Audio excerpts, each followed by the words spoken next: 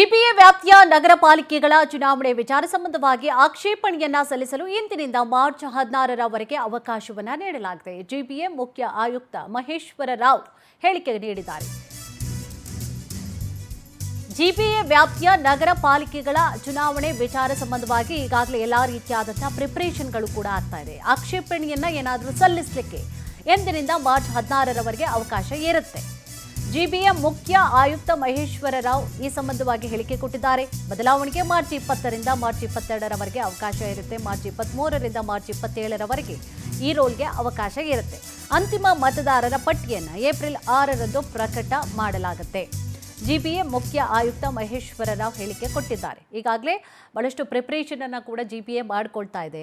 So ಯಾವಾಗ election ಇದೆ ಅನ್ನುವಂಥ ವಿಚಾರಗಳು ಕೂಡ ಗೊತ್ತಿರುವಂಥದ್ದು. ಅಂದರೆ ಚುನಾವಣೆಗೆ ಈಗಲಿನಿಂದಲೇ ಎಷ್ಟು ಮತದಾರರಿದ್ದಾರೆ, ಸೊ ಎಷ್ಟು ವಾರ್ಡ್ಗಳಿದೆ, ಸೊ ಸಾಕಷ್ಟು ಜಾಗದಿಂದ ಸ್ವಲ್ಪ ಅವರದ್ದು ಅಬ್ಜೆಕ್ಷನ್ಸ್ ಬಂದಿತ್ತು. ಏನಂದರೆ ನಮ್ಮ ವೋಟರ್ಸು ಫ್ರಮ್ ಟು ಮ್ಯಾಟ್ರಿಕ್ಸ್ನಲ್ಲಿ ಸ್ವಲ್ಪ ಸಮಸ್ಯೆಗಳು ಬರ್ತಾ ಇದೆ.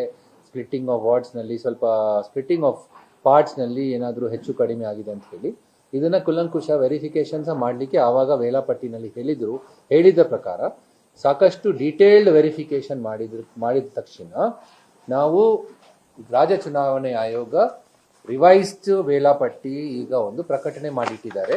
wherein they have republished the electoral rolls and draft electoral rolls have now been published in different locations, have been published. So as per this, or draft electoral rolls ಪ್ರಕಟಣೆ ಮಾಡಲಿಕ್ಕೆ ಒಂದು ವೇಳಾಪಟ್ಟಿ ಕೊಟ್ಟಿದ್ದಾರೆ.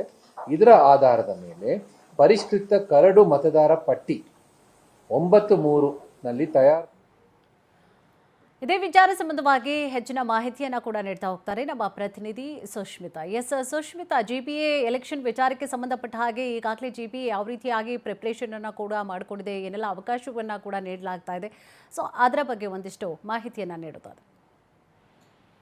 S ಕುಸುಮ, September 2ನೇ ತಾರೀಕಿಂದ GBA ಆಡಳಿತ ಶುರುವಾಗುತ್ತೆ. ಈ ಹಿಂದೆ ಒಂದು ಪಾಲಿಕೆ ಇದ್ದಂತಹ ಏನು ಬೆಂಗಳೂರಿನ ವ್ಯಾಪ್ತಿ ಈಗ ಜಿಬಿಎ ಆದ್ಮೇಲೆ 5 ನಗರ ಪಾಲಿಕೆ ಆಗುತ್ತೆ. 5 ನಗರ ಪಾಲಿಕೆಯಲ್ಲಿ ಒಟ್ಟು ಇವಾಗ 369 ವಾರ್ಡ್ಗಳನ್ನು ಕೂಡ ವಿಂಗಡಣೆ ಮಾಡಿರುವಂತದ್ದು. ಹಾಗೆ ಜಿಬಿಎ ಚುನಾವಣೆಗೆ ಬೇಕಾದಂತಹ ಎಲ್ಲಾ ರೀತಿಯ ತಯಾರಿಗಳನ್ನು ಕೂಡ ಇವಾಗ ಜಿಬಿಎ ಹಾಗೆ ರಾಜ್ಯ ಚುನಾವಣಾ ಆಯೋಗ ಮಾಡ್ಕೊಳ್ತಾ ಇರುವಂತದ್ದು. ಪ್ರಮುಖವಾಗಿ ಜೂನ್ 30ರೊಳಗೆ ಎಲೆಕ್ಷನ್ ಮಾಡ್ಬೇಕು ಅಂತ ಹೇಳಿ ಸುಪ್ರೀಂ ಕೋರ್ಟ್ ಇವಾಗ ಒಂದು ಆದೇಶವನ್ನ ಹೊರಡಿಸಿರುವಂತದ್ದು. ಈ ಒಂದು ಆದೇಶದ ಹಿನ್ನೆಲೆಯಲ್ಲಿ ಜೂನ್ 30ರೊಳಗೆ ಎಲೆಕ್ಷನ್ ಮಾಡ್ಬೇಕು ಅಂತ ಹೇಳಿ ಎಲ್ಲಾ ರೀತಿಯ ತಯಾರಿಗಳು ಕೂಡ ಆಗ್ತಾ ಇರುವಂತದ್ದು.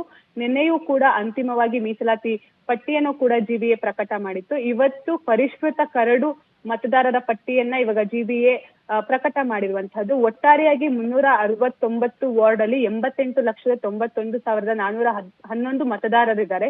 ಈ ಪೈಕಿ 45,069 ಪುರುಷರಿದ್ದಾರೆ. ಅದ್ರ ಜೊತೆಗೆ 43,20,000 ಮಹಿಳಾ ಮತದಾರರಿದ್ದಾರೆ. ಸೊ ಒಟ್ಟು 8,044 ಮತಗಟ್ಟೆಗಳಲ್ಲಿ ಈ ಒಂದು ಮತದಾನವನ್ನ ನಡೆಸಬೇಕು ಅಂತ ಹೇಳಿ ಎಲ್ಲ ರೀತಿಯ ತಯಾರಿಗಳನ್ನು ಕೂಡ ಮಾಡ್ಕೊಂಡಿರುವಂತದ್ದು. ಹಾಗೆ ಪ್ರಮುಖವಾಗಿ ಈ ಒಂದು ವಾರ್ಡ್ ವಿಂಗಡಣೆ ಆಗಿರ್ಬೋದು, ಇದನ್ನ ನಾವು ಗಮನಿಸಿದ್ರೆ ಎಲ್ಲೋ ಒಂದ್ ರೀತಿಯಲ್ಲಿ ಅವೈಜ್ಞಾನಿಕವಾಗಿ ವಾರ್ಡ್ ವಿಂಗಡಣೆ ಆಗಿರೋದು ಇಲ್ಲಿ ಸ್ಪಷ್ಟವಾಗಿ ಕಾಣ್ತದೆ. ಯಾಕಂತ ಹೇಳಿದ್ರೆ ಬೆಂಗಳೂರು ದಕ್ಷಿಣ ನಗರ ಪಾಲಿಕೆ ಏನಿದೆ, ಆ ಒಂದು ನಗರ ಪಾಲಿಕೆಯ ಸುಬ್ರಹ್ಮಣ್ಯ ವಾರ್ಡ್ ನಲ್ಲಿ ಸರಿಸುಮಾರು 54,000 ಮತದಾರರಿದ್ದಾರೆ. ಅದೇ ರೀತಿಯಲ್ಲಿ ಏನು ಪೂರ್ವ ನಗರ ಪಾಲಿಕೆಯ ಕೊತ್ನೂರಲ್ಲಿ ಕೇವಲ 10,940 ಮತದಾರರಿರುವಂತದ್ದು. ಅಂದ್ರೆ ಕೆಲವೊಂದಿಷ್ಟು ವಾರ್ಡ್ ನಲ್ಲಿ ಅತ್ಯಧಿಕ ಮತದಾರರಿದ್ದಾರೆ, ಕೆಲವೊಂದಿಷ್ಟು ವಾರ್ಡ್ ನಲ್ಲಿ ಅತಿ ಕಡಿಮೆ ಮತದಾರರಿದ್ದಾರೆ. ಹೀಗಾಗಿ ಎಲ್ಲೋ ಒಂದ್ ಕಡೆ ಅವೈಜ್ಞಾನಿಕವಾಗಿ ಈ ಒಂದು ವಾರ್ಡ್ ವಿಂಗಡಣೆ ಮಾಡಿದ್ದಾರೆ ಅಂತ ಹೇಳಿ ಕೆಲವೊಂದಿಷ್ಟು ಆರೋಪವನ್ನು ಕೂಡ ಬಿಜೆಪಿ ಮಾಡ್ತಾ ಇರುವಂತಹದ್ದು. ಈಗ ಸದ್ಯ ಇವತ್ತಿನಿಂದ ಆಕ್ಷೇಪಣೆ ಸಲ್ಲಿಕೆಗೂ ಕೂಡ ಇವಾಗ ಜಿಬಿಎ ಕರೆದಿರುವಂತದ್ದು. ಒಟ್ಟು 5 ದಿನಗಳ ಕಾಲ ಆಕ್ಷೇಪಣೆಯನ್ನ ಸಲ್ಲಿಸಲಿಕ್ಕೆ ಸಾರ್ವಜನಿಕರಿಗೆ ಅವಕಾಶ ಇದೆ. ಆಕ್ಷೇಪಣೆ ಸಲ್ಲಿಸಿದ ನಂತರ ಅದನ್ನ ಮತ್ತೊಮ್ಮೆ ಪರಿಶೀಲನೆ ಮಾಡಿ ಏಪ್ರಿಲ್ 6ನೇ ತಾರೀಕು ಅಂತಿಮ ಮತದಾರರ ಪಟ್ಟಿಯನ್ನ ಜಿಬಿಎ ಪ್ರಕಟ ಮಾಡುತ್ತೆ. ಕಾದ್ ನೋಡ್ಬೇಕಾಗಿದೆ ಕುಸುಮ. ಈ ಒಂದು 5 ದಿನದ ಅವಧಿಯಲ್ಲಿ ಒಟ್ಟು ಸಾರ್ವಜನಿಕರು ಎಷ್ಟು ಆಕ್ಷೇಪಣೆಯನ್ನ ಸಲ್ಲಿಸ್ತಾರೆ, ಹಾಗೆ 6ನೇ ತಾರೀಕು ಪ್ರಕಟ ಆಗುವಂತಹ ಏನು ಹೊಸ ಮತದಾರರ ಪರಿಷ್ಕೃತ ಪಟ್ಟಿಯಲ್ಲಿ ಹೊಸ ಮತದಾರರೇನಾದ್ರು ಸೇರ್ಪಡೆ ಆಗ್ತಾರಾ ಅಂತ ಹೇಳಿ. ಥ್ಯಾಂಕ್ ಯು ತಮ್ಮೆಲ್ಲ ಡೀಟೇಲ್ಸ್ಗಾಗಿ.